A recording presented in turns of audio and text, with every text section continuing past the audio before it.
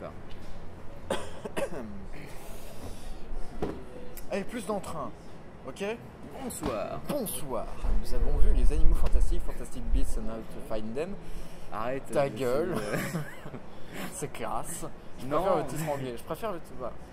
J'ai même pas compris ce que tu as dit en fait. Fantastic Beasts and How to Find Them. Ah, Super. excuse-moi, c'est dingue.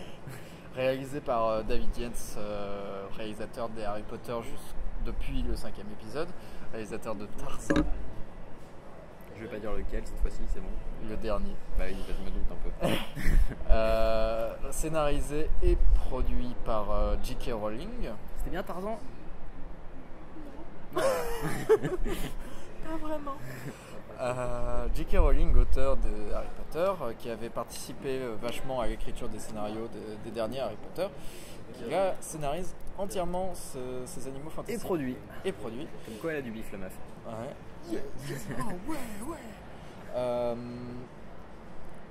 Scénarisé par J.K. Rowling, qui n'est pas adapté d'un bouquin, c'est un film original, dans l'univers étendu d'Harry Potter.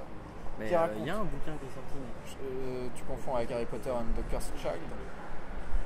J'en sais rien, j'ai vu un bouquin en vitrine. Je dis que ça devait être le même. tu vois. Pas sûr. Ah d'accord, ok. Ou bien je me trompe et pouce rouge. C'est l'histoire de Norbert Dragonard, qui arrive à New York pour aller chercher une bestiole en particulier qui lui manque dans sa collection, puisqu'il garde dans sa petite valise toute une série de créatures fantastiques. Alors qu'en réalité, il est là pour relâcher Pour autre chose. un aigle Ok. géant. Ben, il relâche un aigle géant. Oui, mais ça c'est au milieu du film, Thomas. Tu crains un peu. C'est un twist, ok? C'est pas un twist du tout, genre tout le monde s'en branle en fait. Oui, tout le monde s'en branle, mais pas forcément les gens normaux. Oui, on s'en branle, mais pas les gens normaux. Bon, bref, oui, pour relâcher une sorte de phénix dans la nature. Voilà. Plus simple. Sauf qu'à New York, c'est. Sauf qu'à New York, c'est le bordel. Il y a la fumée noire de l'os qui est en train de détruire tout sur son passage. Et on le condamne lui parce qu'on est Parce qu'on persuadé croit c'est que c'est bestiole. une de ses créatures. Surtout qu'il y a des lois américaines sur les sorciers qui sont différentes des lois anglaises, c'est-à-dire que t'as pas le droit de parler au moldu, t'as pas le droit de. Enfin, voilà, tu as le droit de parler à la parole, Ouais. tu te maries pas avec. Et en plus, tu n'as pas le droit d'avoir de contact avec les créatures fantastiques. Voilà. C'est un truc, voilà. Donc si tu veux les baiser, t'es dans la merde. Les créatures fantastiques ou les moldus? Ah bah les deux.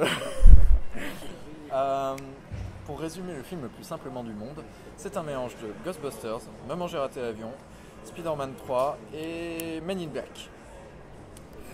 C'est là où on va avoir les Et Warcraft, allez, vas-y. Voilà, j'y vais. c'est Allez. C'est là où les pouces rouges vont arriver en fait. Ok, hein, donc c'est je pas- vais développer un peu là-dessus. Ghostbusters parce que ça se passe à New York et il s'agirait de retrouver de capturer toutes les créatures fantastiques qui s'y trouvent. Men in Black parce que c'est super facile d'effacer la mémoire de tout le monde. C'est vraiment la loose ça. C'est de la merde ce que je viens de dire. Maman j'ai raté l'avion parce que ça se Parce passe qu'il y a à des New avions. York et puis parce que c'est mignon et non il n'y a pas d'avion. Tu On confonds parle avec Nick, d'avion, tu on- confonds avec ils Nick parlent Brain. d'avion. On n'est pas dans Nick Brain là. Mais ils en parlent les avions. Ils en parlent. Ok. Spider-Man 3 parce qu'il y a un combat final avec le monstre en question est tout noir. Et en plus à New York. Et Warcraft parce qu'on va parler du premier problème du film, c'est que le film est découpé en deux gros morceaux distincts, même si le film est effectivement entrecoupé pour mélanger ces deux intrigues, découpé Bah, en, c'est pas ça en le deux problème intrigues. en comparaison avec Warcraft, c'est qu'il essaie d'intégrer beaucoup trop de trucs dans le temps qu'il y a, Pardon, machin. c'est ça. C'est comme le film est censé s'inscrire en tant que premier épisode d'une saga, il essaye de lancer des cartes face cachée. Ça, c'est la bonne image. C'est-à-dire que, tiens, on va développer un peu ça, mais pas trop quand même, parce qu'on va en parler plus tard. Ça, c'est quand même assez chiant et c'est le syndrome Warcraft. Mais je vais quand même rester sur le problème dont je parlais, c'est-à-dire que c'est découpé en deux intrigues. L'une personnellement que je préfère, et une autre dont je me foutais complètement et qui me faisait chier. C'est laquelle celle que tu préfères, c'est celle où ils partent à la chasse aux œufs? Oui, la chasse aux Pokémon. Ouais. Ah oui, c'est Pokémon Go aussi. Ah là, cassé. T'es qu'une pauvre petite merde. En vrai. Et ouais, j'aime beaucoup tout ça, mais de l'autre côté, t'as l'intrigue Spider-Man 3 / Voldemort. Et en fait, le problème, c'est que c'est une intrigue en mode en parallèle, c'est pendant ce temps-là. Ouais, Et c'est vrai que. temps-là. Voilà, c'est ça. Et c'est vrai que c'est en mode on retrouve deux gars dans une allée qui parlent et deux, trois trucs vite fait. Et ce qui fait qu'on situe pas trop tous les trucs. Alors, effectivement, pas toi, tout n'est dévoilé en fait. Ouais. Moi, effectivement, toi, tu avais mis le doigt sur le lien entre les deux intrigues. C'est-à-dire qu'en fait, Norbert est accusé à tort. Tout le monde l'avait fait, hein. C'est seul à pas avoir compris. Tu vois les gars là-bas. Ça m'intéressait tellement pas que j'étais pas dedans. Oui, mais c'est ça qui fait qu'il se retrouve dans la situation où il doit les. Tu vois. C'est ça, c'est exactement ça. En fait, il est accusé à tort de cette créature qui est en train de Voilà. la mettre de Spider-Man 3. Voilà. Il est accusé à tort de Spider-Man 3. Il y a une grosse bestiole noire qui fout la merde. Et donc tout le les monde gens pense sont que persuadés que c'est ces c'est dans sa créatures. valise. Sauf qu'en réalité, ces grosses bestioles noires, ça vient de gens qui rejettent leur propre magie. Un truc dans le genre. Oui. Et c'est dû en fait à une sorte de cabale, plus ou moins, de gars un peu tarés qui veulent buter tous les sorciers. Ouais. Et c'est ça la deuxième intrigue. Voilà. Et ça fait que c'est plus ou moins un éboulement en fait. Tu vois, genre, Voilà, donc en fait, c'est deux intrigues qui se rejoignent effectivement, mais genre très indirectement. Mais se rejoignent quand même, effectivement. Et moi, ça me saoule parce que je préférais largement cette intrigue où il s'agit de trouver tous les Pokémon à New York. ça aurait été quand même vachement chiant, juste ça en fait. Bah non, je crois pas. Ouais. Mais Moi, il n'y aurait pas eu un certain aboutissement. Bah franchement, tu chasses toute l'intrigue Non, mais tu de peux pas Credence. continuer une saga derrière en plus, tu veux pas me faire. Mais qu'est-ce que tu. Mais il n'y a pas de saga derrière, c'est une histoire avec un Non, mais, début, enfin, un milieu, une fin. ouais, mais justement, le but. Le c'est seul que- truc- parce oui, que je me alors, souviens, il y a une suite. Le normalement. seul intérêt de cette intrigue, c'est d'effectivement dévoiler qui est le méchant. Ouais, voilà. on va pas dire, donc, mais- donc de mettre une suite. Enfin, Voilà, de mais sortir de- c'est tellement léger, c'est tellement 2 minutes du film que tu pouvais les intégrer un peu autrement. Ouais, mais moi je trouve ça moins dérangeant que Batman vs Superman quand on voit 2 secondes de Aquaman qui se promène dans la flotte. Ah, vous me dérangez chez moi là. Là, on va avoir les pouces rouges. Là, Si tu vas dans cette direction, oui. Tout est mieux. oui, non, mais non, alors non, là t'es vraiment en train d'essayer de faire en sorte qu'ils nous tuent tous en fait. Non, parce qu'en réalité, oui, on l'a aimé ce film. Lesquels, Batman vs Superman? Non. non. Encore qu'on n'a pas vu le director's cut, hein, ça reste à voir. Pas faux. Faudrait qu'on se le fasse un Mais petit en vrai, DVD faudrait qu'on le comptoir. revoie et qu'on le refasse. Effectivement, ouais. pour- Avec une meilleure image en plus. ouais, pour clairement dire qu'on l'a pas aimé. Ah ouais. En 10 minutes au lieu de Voilà. 40. Parce qu'on est des salauds, tu vois, les comics, on n'y connaît rien, on crache sur les gens. Parce que, Ouais. ah, d'ici, ah, c'est ça là. Et on veut du mal aussi. Ouais, c'est ça. Mais effectivement, ce film, on l'a aimé. On l'a aimé beaucoup parce que toute cette intrigue, moi déjà personnellement, c'est un truc que j'adore, toute cette créativité dont J.K. Rowling fait preuve pour créer ces créatures. C'est waouh, crée. Du latin créa. Des personnages secondaires vraiment charismatiques, vraiment forts, vraiment drôles, presque touchants par moments. Parce qu'on finit le film sur. En fait, t'as ce personnage du Moldu qui est excellent, quoi, parce qu'en fait, il se trouve dans ce merdier, il sait pas trop d'où ça sort. Et En fait, il passe son temps émerveillé, Ouais. émerveillé par la situation un peu. Il est très cohérent. N'importe qui à sa place serait complètement sous le charme. Mais c'est ça, de ce qui se c'est passe. vrai que contrairement au Moldu qu'on aurait pu voir en général, ou même dans les X-Men, les humains Oh putain, normaux j'avais oublié X-Men. qu'on verrait et qui sont des humains normaux qui sont trop vénères contre les gens chelous. Ouais. Lui au contraire, il est oh, putain, mais non, mais j'ai pas envie de lire tout ça, c'est génial quoi, tu vois. Et alors en plus, c'est vraiment tu sais, le petit gros qui travaille dans une usine de merde, qui a un taf de merde, qui est pourri, qui a pas eu droit à son prêt pour ouvrir sa Ce pâtisserie. personnage est le personnage dans lequel on se projette beaucoup plus que dans le personnage principal, qui est un autre défi.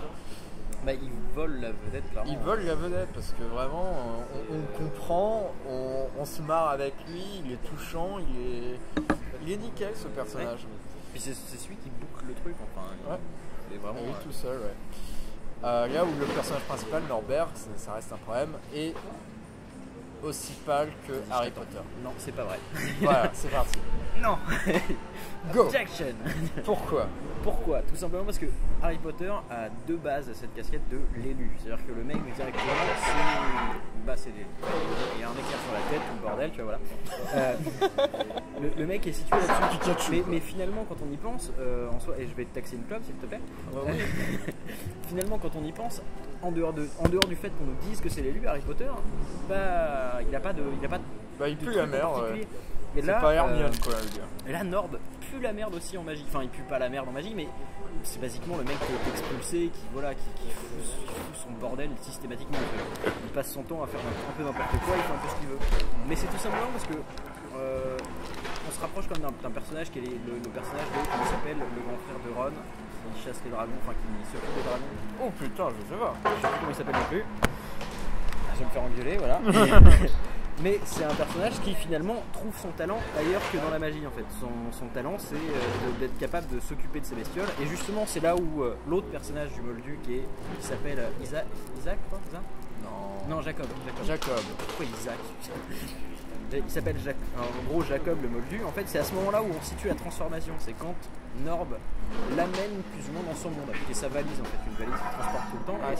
Et c'est ça qui rend le personnage super intéressant, c'est que c'est une passerelle en fait entre les sorciers habituels et le Moldu justement qui lui n'a aucun lien avec rien du tout et ces créatures complètement fantastiques féeriques, quoi. Et donc Norb il est là plus ou moins comme un peu traducteur on va dire voilà. On demeure pas moins qu'il se fait quand même vachement voler la vedette par... Oui mais justement parce que c'est pratiquement tout en fait dans la situation. Ça reste un problème, c'est le personnage principal, il est au centre de l'affiche. Mais qui te dit que c'est pas Joseph en fait? Jacob ou Joseph? Putain. Jacob. C'est moi qui me pense. C'est J, tu vois, genre Joseph. Un nom un peu dans le genre. Là, je passe pour un gros raciste, tu vois. Ouais, c'est bon. Tu vois. Ah, dégueulasse. Antisémite. Antisémite. Pouvoir blanc, quoi. Voilà. Ah, d'accord. Trump. Je pensais pas être assimilé à ça un jour, mais tant pis, c'est. Ouais. Le film est bon. Non, le film est vraiment bon. C'est dommage cette deuxième intrigue. Un petit peu vide, un petit peu sans... Bah alors là encore, c'est dommage. Genre, en fait, le truc, c'est ce qui pousse la situation. Ça veut dire que c'est la pichenette qui fait rouler la première intrigue en fait. Mais le problème, c'est qu'elle est d'un côté pas assez présente en fait, et de l'autre côté trop finalement. C'est-à-dire que ça aurait été juste un petit truc comme ça pour faire avancer l'intrigue principale, d'accord, mais là c'est un truc qui joue sur le même tableau que l'intrigue principale, et ce qui fait que on est dans une situation où on aimerait bien suivre cette intrigue là, mais finalement elle est tellement peu présente qu'en même temps on s'en bat les couilles en fait. C'est ça qui rend le truc dommage. C'est dommage. Après, pour une première scénarisation intégrale comme l'a fait J.K. Rowling, on n'est pas au niveau de Damon Lindelof ou J.J. Abrams en mode fanservice, en mode suite, en mode préquel. Ouais, non, là c'est vrai qu'on est très éloigné d'Harry Potter. Le seul point commun, c'est cet univers. Quelques vagues références à Dumbledore et Poudlard. C'est un peu comme si tu faisais dans l'univers de Star Wars, mais genre 2 galaxies plus loin, tu vois. Ouais, d'ailleurs on va voir Rogue One comment il se démerde dans ce même registre finalement. Registre parlant d'autre chose, mais pas trop quand même. Et du coup, je peux qu'encourager la démarche. C'est vrai qu'on parlait du fait que J.K. Rowling ça fait pas mal de vif, vu qu'elle produit le truc aussi au passage. Ouais. Mais comme je disais avant, c'est pas la situation, c'est dérangeant en fait.